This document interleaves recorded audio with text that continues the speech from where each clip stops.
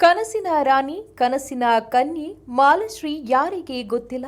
ಒಂದು ಕಾಲದಲ್ಲಿ ಕನ್ನಡ ಚಿತ್ರರಂಗವನ್ನೇ ಆಳಿದ ರಾಣಿ ಮಹಾರಾಣಿ ಮಾತ್ರವಲ್ಲ, ಆಗಿನ ಸಮಯದಲ್ಲಿಯೇ ಅಧಿಕ ಸಂಭಾವನೆ ಪಡೆದ ದುರ್ಗಿ ಅಂತಾನೆ ಹೇಳಬಹುದು. ಕನ್ನಡ ಚಿತ್ರರಂಗದ ನಿರ್ಮಾಪಕ ರಾಮ್ ಹಾಗೂ ನಟಿ ಮಾಲಾಶ್ರೀ ಮಗಳು ಆರಾಧನಾ ದರ್ಶನ್ ಸಿನಿಮಾ ಮೂಲಕ ಬಣ್ಣದ ಲೋಕಕ್ಕೆ ಕಾಲಿಟ್ಟಿದ್ದಾರೆ.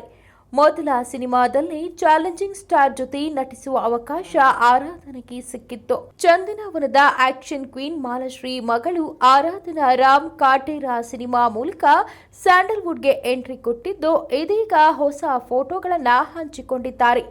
ಆರಾಧನಾ ರಾಮ್ಗೆ 13 ವರ್ಷವಾಗಿದ್ದಾಗಲೇ ಸಿನಿಮಾ ರಂಗದ ಕುರಿತು ಆಸಕ್ತಿ ಇತ್ತು. ಮಗಳ ಸಿನಿ ಪ್ರೀತಿಗೆ ಹೆತ್ತವರು ನೀರೆರೆದಿದ್ದರು. ಮುಂಬೈನಲ್ಲಿ 2 ವರ್ಷ ನಟನಾ ತರಬೇತಿ ಪಡೆದು ಕನ್ನಡ ಚಿತ್ರರಂಗಕ್ಕೆ ಎಂಟ್ರಿ ನೀಡಿದ್ದಾರೆ. ಸ್ಯಾಂಡಲ್ವುಡ್ನ ಕನಸಿನ ರಾಣಿ ಎಂದೇ ಕರೆಸಿಕೊಳ್ಳುವ ಮಾಲಾಶ್ರೀ ಮಗಳು ಆರಾಧನಾ.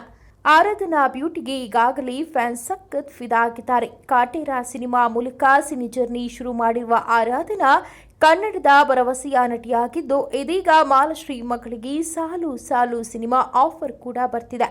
ಏನೇ ಆಗಲಿ ಕನಸಿನ ರಾಣಿಯಂತೆ ಕನಸಿನ ಮಹಾರಾಣಿಯಾಗಿ ಬೆಳೆಯಲಿ ಎಂಬುದು ಸಾರ್ವಜನಿಕರ ಅಭಿಪ್ರಾಯ.